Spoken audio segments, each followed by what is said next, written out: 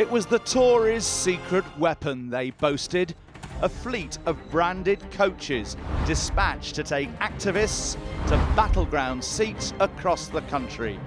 And all proudly chronicled on Facebook, Twitter and other social media. I'm on the bus. I'm on the bus. I'm on the bus. I'm on the bus. An operation credited with last year's surprise victory for David Cameron and his chairman, Lord Feldman. That was amazing. But I think this is the sweetest victory of all. The operation also helped Craig McKinley defeat Nigel Farage in South Thanet. 18,838. In recent weeks, we've exposed how the Conservatives in Thanet last year and in 3 by-elections in 2014 spent tens of thousands of pounds, which was never declared on their candidates' legal spending returns. In Thanet alone, they spent almost £20,000 on just 2 hotels. Now, if all these costs had been declared, it would have taken their candidates well above the legal spending limits. Tonight, we reveal further undisclosed costs for a fleet of buses that took Tory activists to and from the Thanet campaign. Because the law says any money spent on a candidate must be declared and stick within a legal limit to make our elections democratic and fair. He's legged it. He's walked off the other way. He said, come on. And this week, we finally caught up with Tory chairman, Lord Feldman. Lord Feldman, did you break the law in spending all that money on those elections? In Thanet South and in the by-elections? No, Were you breaking the law? We did everything in accordance with the rules. If you did it in accordance with the rules, Yes. why are you willing to explain yourself fully in an interview? Well, we're cooperating with the Electoral Commission, and we're going to go through all the detail with them, and I think that's the appropriate way to do it. More on Lord Feldman later, and his sister's role. South Thanet was the big constituency battle of the 2015 election, with the Tories determined to stop Nigel Farage getting a foothold at Westminster. That's not too bad, is it? 27 votes. At least 5 times, probably many more, Tory buses hit the constituency, flooding it with activists to see the UKIP leader thwarted. It was the brainchild of Mark Clark, the so-called Tatler Tory, who denies claims he bullied a young party activist who committed suicide last year. Long before the Tories disowned Clark, his scheme was adopted with gusto by party bigwigs. Channel 4 News has found a wealth of material showing how the Tories organised this work. Pictures, emails, tweets, blogs and first-hand accounts from activists themselves as to how they were bussed around. They got free travel, food, drink and hotel rooms. But the law says any money incurred supporting a specific candidate has to be declared. And yet, in the Conservatives' official expense return for South Thanet, we can find no sign of any such costs. The Conservative coaches, like this one, picked activists up from rendezvous points in London and took them down to Kent. One of them was Satish Deela, who says he went all over the country as part of the campaign, sometimes known as Road Trip. Many of his trips, he says, were to South Thanet to help Craig McKinley. So where did you go to a lot during the general election? Mostly in Thanet. South Thanet? South Thanet, yeah. In South Thanet? Yeah. To help Craig McKinley? Craig McKinley and, yeah. How many times do you think you went there? Oh, 6, 7 times, maybe more. 6 or 7 times? More, yeah, maybe more, yeah. And this was what, on a coach? Coach, yeah. Coach, sometimes trains and all, you know. Yeah. So how many people would go on, with you? 30, 40 people most of the time, yeah. I mean, they give you lots of good food and whatever they can do. And then after finishing, then they send you to the bar, you go and enjoy with your beer, whatever and all. Did you have to pay for any of the... Nothing. The food nothing, or the nothing, drink? Nothing. There must have been a lot of money involved. Oh, well, I don't know, but it was all free. All free? All free, yeah. Satish Deela didn't think anything was untoward, nor did Christine Forrest, a good friend of his on the trips. I'm going to be on the bus, and I am on the bus. In April, she signed up for a weekend trip to Thanet.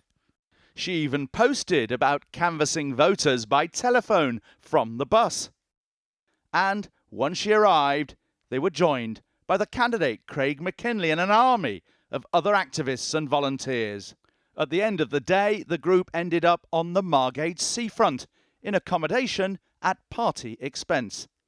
Channel 4 News has now obtained this receipt, together with various emails, for a mass booking here, a hostel in Margate in the North Thanet constituency, for the night of Saturday the 11th of April, for 40 people. The bill for £715 for bed and breakfast was paid in advance by a gentleman called Stephen Canning, a member of the Conservative campaign team. I'm on the Ream battle bus. The young activist posted at least 4 appeals for people to attend Super Saturday events in Thanet to stop Farage, offering free transport, accommodation and drinks, including this one on the 11th of April. But the overall mastermind of the party's campaign in South Thanet was Marion Little, the Conservative campaign specialist. On the 12th of April, after the Super Saturday Stop Farage event, she sent this email to senior Conservatives, including Lord Feldman's sister, Deborah, who was in charge of the whole event. Marion Little wrote, "Thank you for all of your efforts this weekend. With your help, we've achieved so much and out-campaigned the Kippers. We knocked on over 1,250 doors, delivered over 10,000 newsletters, plus localised flyers times 1,000, with over 300 calls made." This picture shows Little celebrating victory at the Royal Harbour Hotel with Mark Clark. Our big puzzle is why so many of the hotel bookings in the elections we've looked at were attributed to her home address. Last month she was presented with an OBE by Prince Charles for political service, the citation said. We would have liked to have shown you the palace video of her getting her honour, but Marion Little refused permission. Why is all those hotel bills attributed to Marion Little's home in Hertfordshire? Is that to keep the money off the books? Absolutely not. Is that a conspiracy to deceive returning officers? Absolutely not. The law says any costs spent on a specific candidate must be declared and kept below a legal cap. That cap was £15,016 in South Thanet. I went to the local council offices where, after the result, candidates had to submit their legal expense declarations. On the 11th of June, Craig McKinley himself signed this return as a complete and accurate return as required by law. And attached to it are dozens of receipts, mainly printing, advertisements, the salary of his agent and a secretary, even £25 for the hire of a tandem. But nowhere in here are any of the hotels we've found. The Premier Inn, the Royal Harbour and the Alpha Hostel. Nowhere in that return is there anything to do with Road Trip 2015. The Tories claimed they'd spent £14,837, just £179 below the legal limit. But we found more and more sums on top of that were never declared. There's the more than £14,000 we've already revealed they spent on rooms at the Royal Harbour Hotel in Ramsgate, and another £4,000 plus at the Premier Inn in Margate. Now, the £715 at the Margate Hostel, and £2,000 or so for coach hire and rail fares to bring in activists. In total, that's more than £21,000 above the limit.